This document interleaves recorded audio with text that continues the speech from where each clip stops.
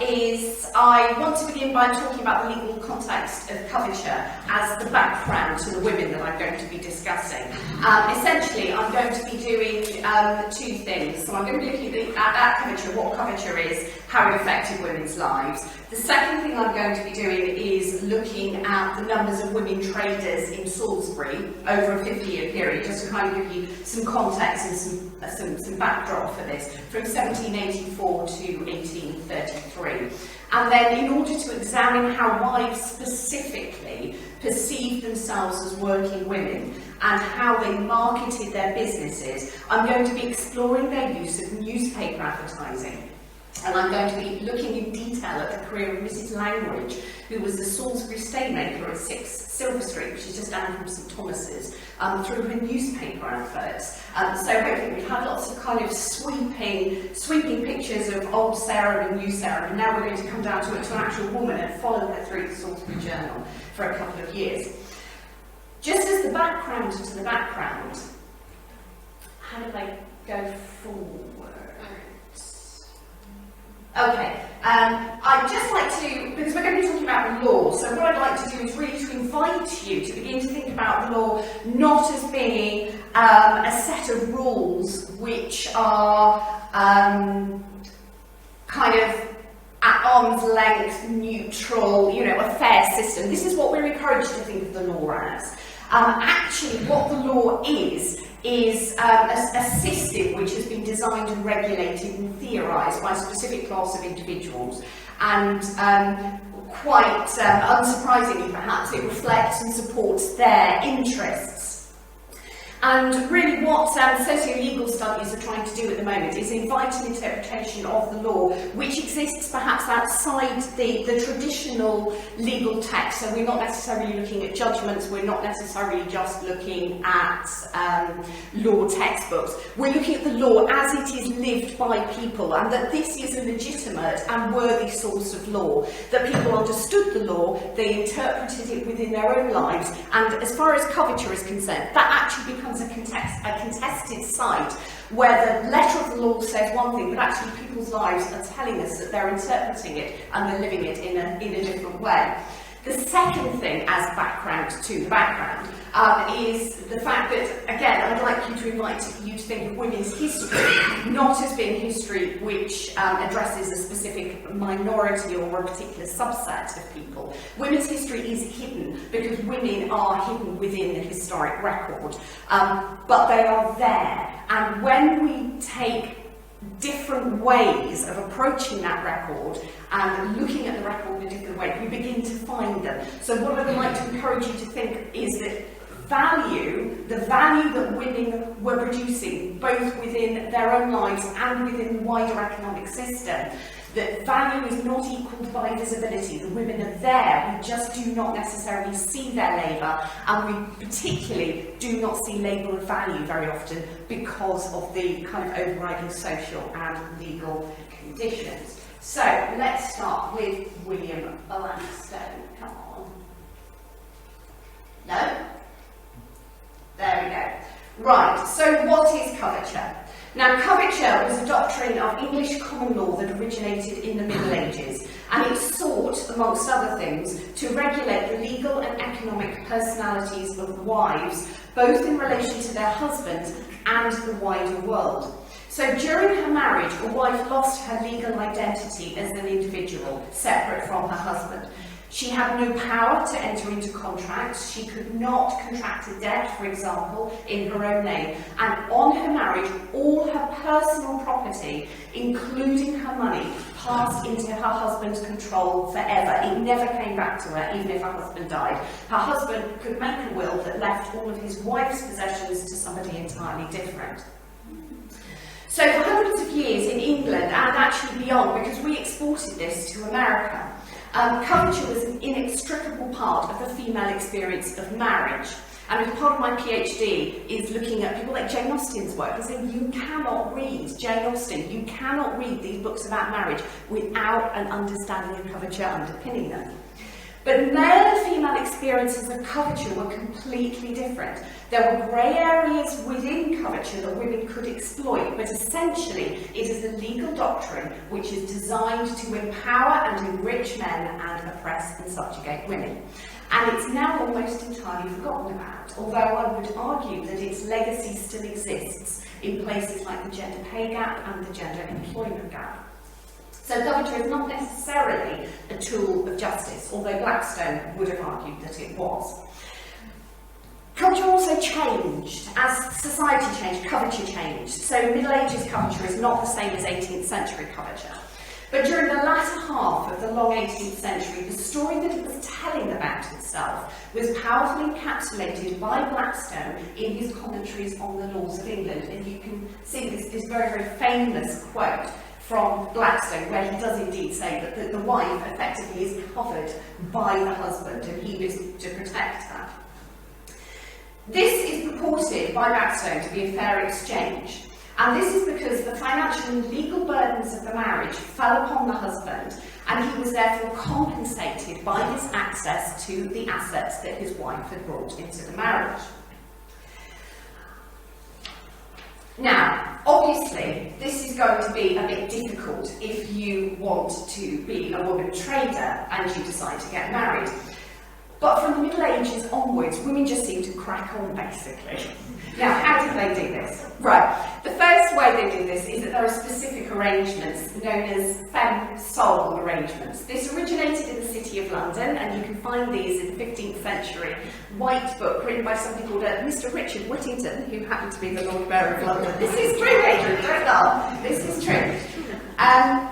But these are very, very specific, very narrow exceptions, so not a lot of women could exploit the Femme Soul arrangements, which essentially allowed married women to trade as single women. Single women have no such problems. Single women effectively can operate as legal and economic entities in the same way that men can, in theory at least. The second way that women could operate as traders was by using their separate estate. Now this meant that before you got married, and with your husband's permission, you could ring-fence your assets so that they actually came under the legal control of trustees. But this meant that they did not belong to your husband. So you could actually effectively use those assets as a beneficiary of the trust, and your husband couldn't get his paws on them. So if a wife traded using her separate estate, she could do so independently from her husband. And this had a huge advantage, not just for the wives, but for the husbands. Because if a wife went bankrupt or ran into financial difficulties, she was liable only to the extent of her separate property. So what this is doing, effectively, is you are creating an early form of limited liability. So if you've got two spouses, both of whom are trading and one went bankrupt, you only lose the assets that are located with that particular spouse. Can you see where this is going? This is very clever, isn't it? So you're spreading the risk across both marriage partners. And there's also the fact that some women just carried on.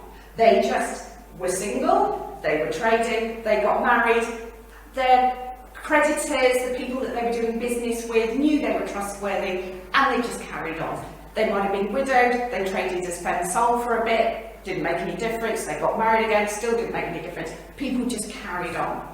And this doesn't mean, unfortunately, that we're looking at some early form of feminism or women's rights. This is a system which had to be flexible, and it was flexible for the benefit of the economy, and it was also flexible for the benefit of the men, the husbands who were around these women who were trading. Men didn't want to be sued for their wives' debts, but they did want the benefit of the extra income which they were going to bring in. So we're talking about pragmatism here, and this is kind of the grey contested area of the law which both men and women were seeking to exploit. So, were there women traders in Salisbury, and how do they fit into the wider national picture as it emerges at the end of the long 18th century? Right, this is quite nice. This is not to do with Salisbury, this is to do with London, but Esther Burney was the novelist Frances Burney's mother, and she operated as a very, very successful fan maker near Cheapside in London. She probably never made a fan in her life, but she used the business to support the family. When Charles Burney, her husband, was earning £30 a year as an apprentice organist, she was probably paying £30 a year to her journeywomen. So she was a very successful woman. You can see she's using her married name there. Right. So, women traders in Salisbury. The first source that I'm going to look at are the trade directories. Now, Professor Hannah Barker at Manchester University has done quite a lot of research into women and the proportion of women in the emerging northern industrial towns as they are represented within the trade directories. So she looked at Leeds, Sheffield and Manchester, and in every town she notes an overall increase in women's entries in the trade directories between 1770 and 1830. So overall, women constituted between 4.3 and 8.9% of all trade directory listings. And interestingly, she found that this increase, as we moved chronologically through time, could not be explained away by simple demographics, as the rise in female entries was significantly higher than the growth of the population as the whole. Now, trade directories are not infallible. People have to pay sometimes to put entries in trade directories, or sometimes they're used as a kind of tourism device. Barker even found examples of a lady called Elizabeth Raffald, who was compiling the Manchester Trade Directory and did not put her own business in it. So they're not an infallible source, but they are a good source. So just to see where Salisbury lined up with Baker's data for the industrial towns in the north, I looked at the Salisbury trade directories for the period 1793 to 1830, so a slightly truncated version. And unlike Baker, I excluded a number of categories within the directories which would not have contained women traders, so I took out anybody who was clergy or lawyers, because women wouldn't have been clergy or lawyers. And I also made sure that all the women that I included in my survey, I could identify them as being women. So they had to either have a female honorific or they had to have a Christian name. And this is the Salisbury data. So the Universal British Directory from 1793 to 1798 is the oldest Salisbury directory, and it has 7.66% of the entries as being women. Pigot in 1822 has 8.91, and the 1830 Pigot has got 11.68% of the total listings. And I put the Winchester ones in just so you've got a comparison. So Salisbury really isn't an outlier. We've got two cathedral cities in the south here. Now, these results are slightly above the upper level of Barker's women traders, which is to be expected given the exclusions that I made. But even more interestingly, I think the majority of the women's entries were clustered together in dressmaking and millinery, grocery and bakery, teaching and hospitality trade, and this again is reflecting what Barker is finding in the north. She found women proliferating in clothing, food and drink, and shopkeeping and dealing. Now, nobody else seems to have pointed this out, but the clustering of women within these trades has been identified as far back as the medieval poll tax returns. And Jeremy Goldberg, looking at the late 14th century poll tax returns for places like Oxford and New York, suggests that, again, that women are clustered in these particular areas of trade. So again, kind of a longitudinal study would suggest that we have a culture of acceptable female roles, which is centuries long. Now, how to get ahead in newspaper advertising. So, as well as trade directories, newspaper advertising was a key way for both male and female traders during the long 18th century to promote their businesses, and many of those were married women.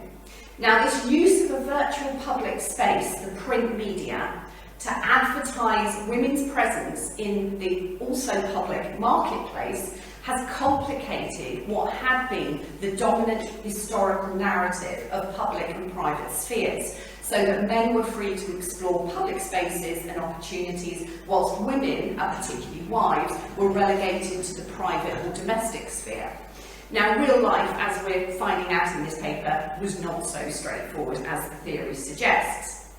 Nicola Phillips has done research into women's newspaper advertising in the 18th century.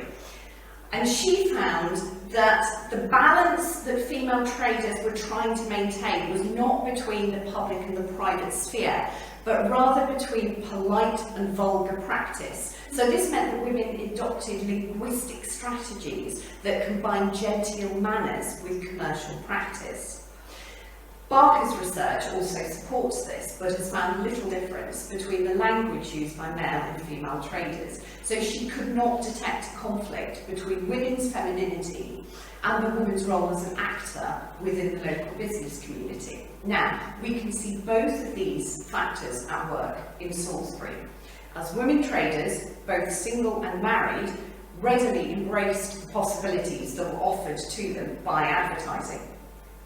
Their advertisements were couched, as we can see, in a highly deferential or even subservient manner, but nevertheless they have a clear commercial objective. So I'll just take you through Sarah Darby's advertisement here. This was in the Salisbury Winchester Journal, and tons of women advertised in the Salisbury Winchester Journal. And this is typical in the tone of the advertisements that they were placing. It is polite.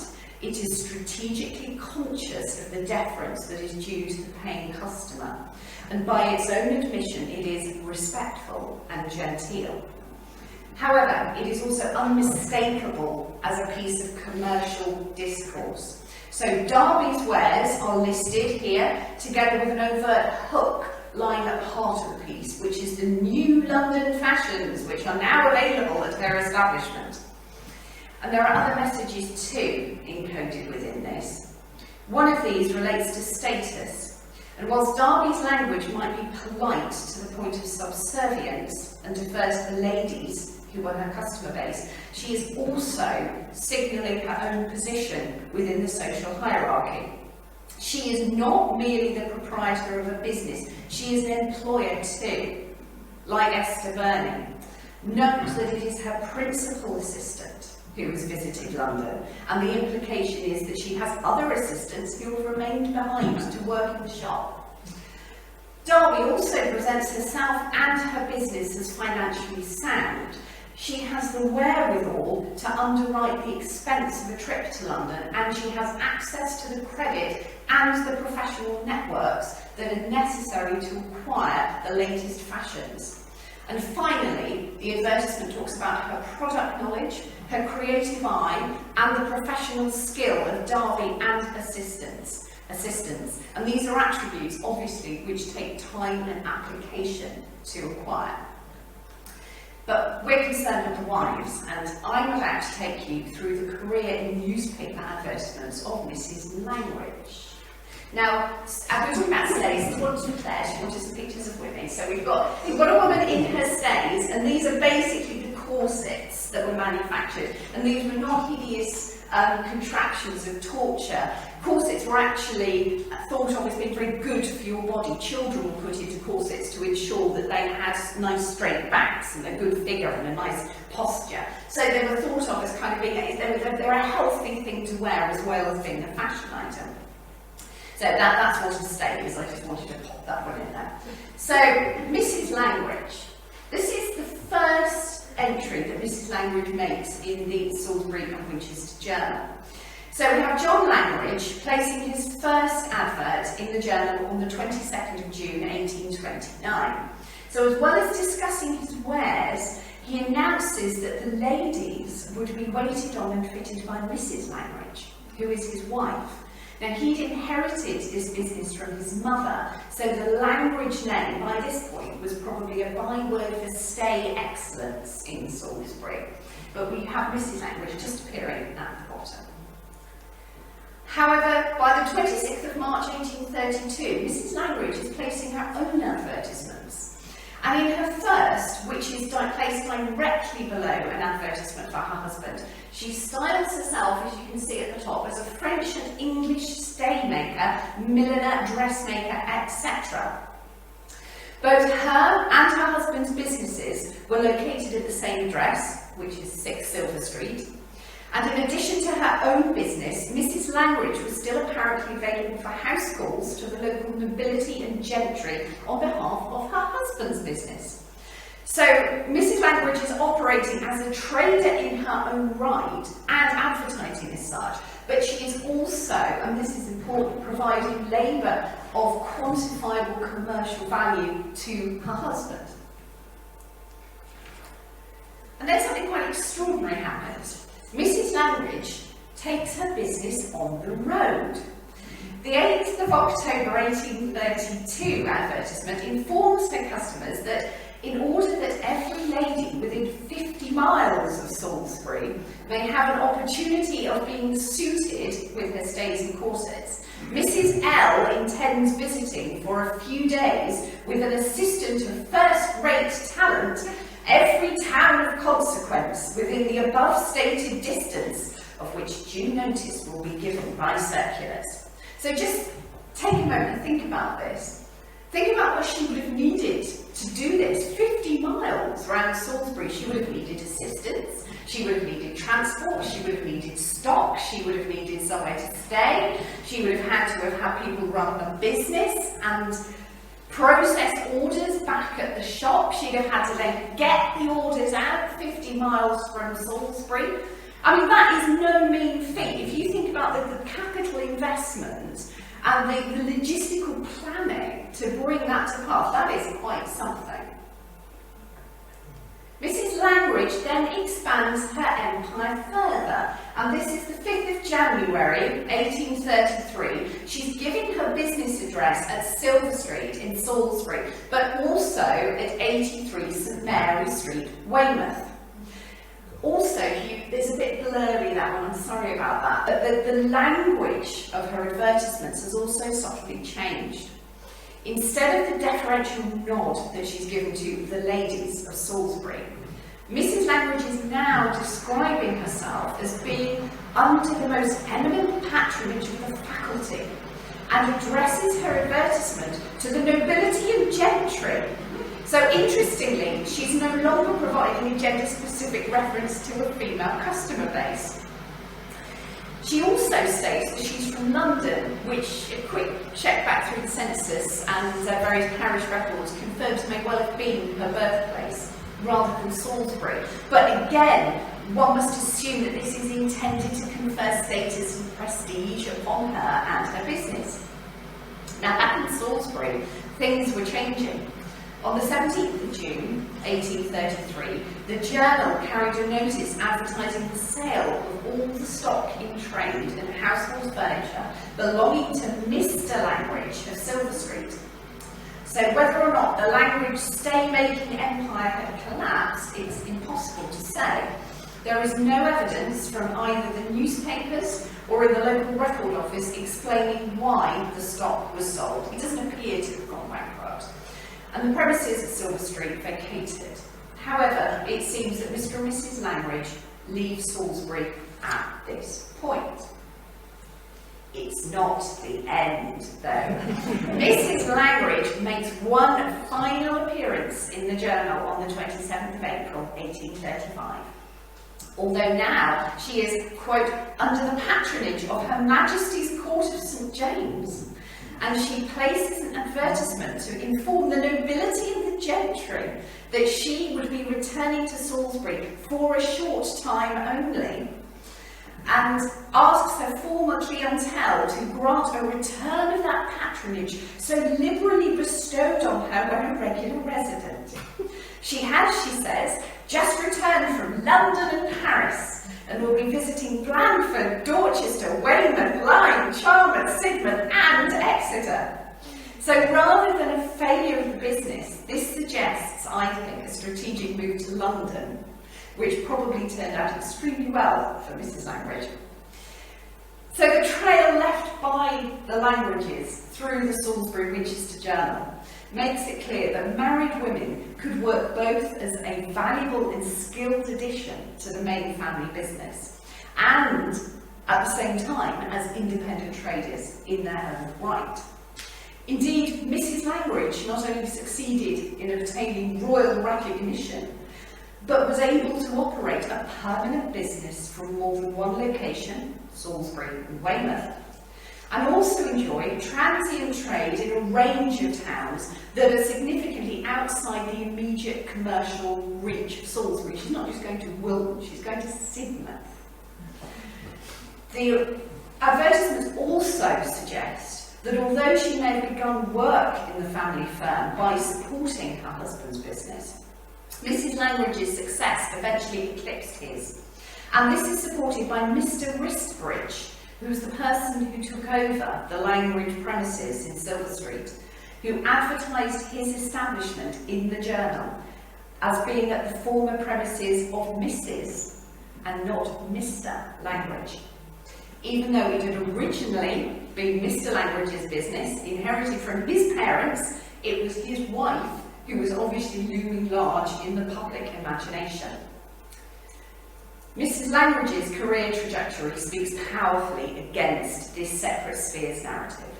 It tells the story of a wife not only running her own business, and indeed one which may have eclipsed her husband's, but a wife who sought to expand that business through bold commercial innovations. However, there is no indication that this in any way was socially unacceptable.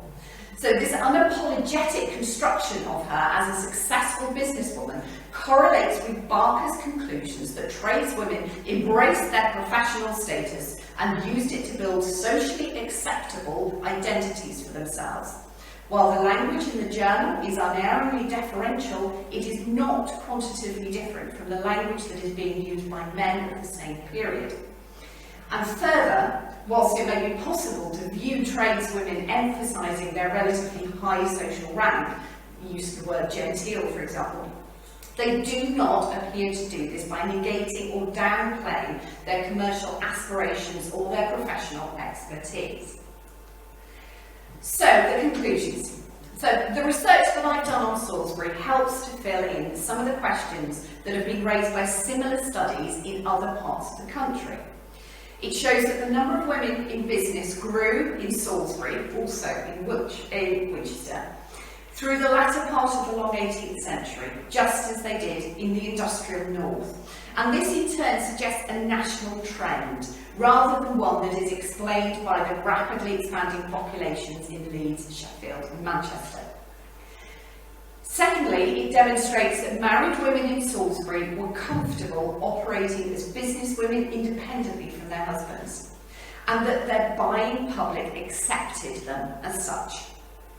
Thirdly, they were using print media to promote their business in a sophisticated and unapologetic manner. And finally, that in doing so, they were using well-established conventions and discourses that operated at national rather than at local levels. What this does not mean is that married women of the time were emancipated or free of the legal and cultural restraints of the married state. It's far more likely that the basis for any freedoms is that those freedoms actually help the husbands who would otherwise be responsible for their wives' debts and enable women to contribute to household incomes. However, because, as I said before, this is a contested site, within this it is also possible to see women like Mrs. Langridge exploiting those she goes for it, exploiting those ambiguities and making the most of the opportunities which were open to them. And this in turn helps the historian ascertain that whilst William Blackstone's version of Curvature may have stated what the law should be, it did not in fact represent the lived reality for many, many women in England at the time. Thank you.